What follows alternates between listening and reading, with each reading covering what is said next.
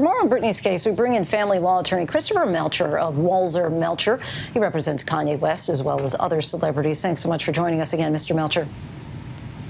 Thanks, Lindsay. Glad to be here. So in the legal system, we so often hear that people have a right to an attorney, of course, and here Britney's been the one footing the bill. So why does she even have to ask or fight for the right to pick her own attorney? Or fight for the right to pick her own attorney? That's one of the most amazing aspects of this story, is that she is the source of funding for all of this. And she did have a court-appointed attorney that she was unhappy with, and now, question about, picking a new attorney, and she need court permission for that, and why is it taking time? And this is really a feature of being under a conservatorship. These rights that all of us have, these freedoms to make decisions, are taken away. And this fundamental right to have counsel isn't. She has the right to pick, but how does she do that when she is under all of these constraints? Her movements are being monitored, communications are being monitored, she doesn't have access to her funds. How would she be able to go out and search for somebody like the rest of us would? Fortunately, it sounds like she's picked a great attorney who will come in and now zealously advocate for her, which should have been done from the get-go.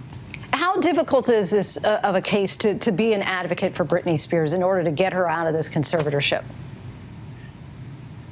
This is hard because it started really too easily. This is what they're calling a voluntary conservatorship. There was never a determination by the court that she was incapacitated. And so she was convinced into agreeing to it. And then now she's finding a hard time getting out of it after all these 13 years. So it's really remarkable that she would have understood the loss of liberty and freedom that she would have experienced now for 13 years when this was initially placed on her. So now she is asking. We've seen tremendous movement here in the case in these last 3 weeks since she's spoken.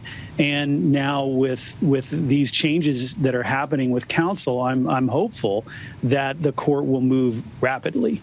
And as we heard in Kayleigh's report, some of the people who have been controlling Britney's life and finances are now jumping ship. Presumably, they don't want to be part of this conservatorship anymore.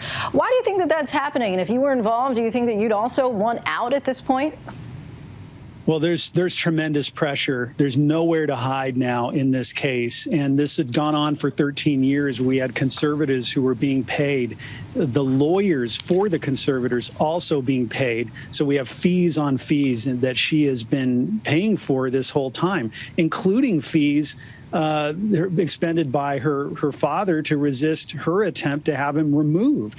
So this is understandable why people would jump ship, because this is a sinking ship, and there isn't going to withstand this level of scrutiny anymore, because now the light has been placed on this conservatorship going back from the beginning. Why was it ever placed to start from? Why does she need these level of protections? I don't think she does. So it's understandable that people are jumping ship, and we may see more movements to come. And what can we expect from tomorrow's hearing? Where do you think that this case goes from here? There is a ton of stuff on calendar tomorrow, 1:30 Pacific, and this is ranging from her selection of counsel to having Bessemer Trust removed, to her having her dad potentially removed. ACLU has filed a petition to assist her with picking counsel, which I don't think is necessary anymore, but there's a ton of stuff. So legal process does move slowly, but this is somebody's freedom that's being taken away. Every minute of her life is affected. So I'm hoping that the court won't act in the usual slow manner, but will act much more quickly in bringing this to an end.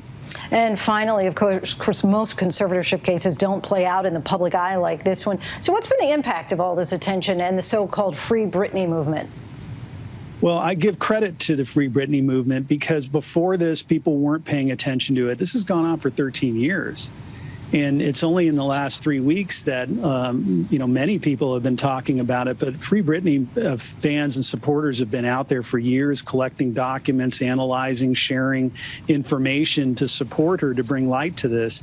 And what's unfortunate is this is not the only case. And there's many people that are under a conservatorship that don't have fans and supporters like Britney does, and that are being abused by the very protections that are put in place for them. So there are positive things coming out of this particular case, people learning about conservatorship abuse, learning about the law, learning how to stand up for their rights.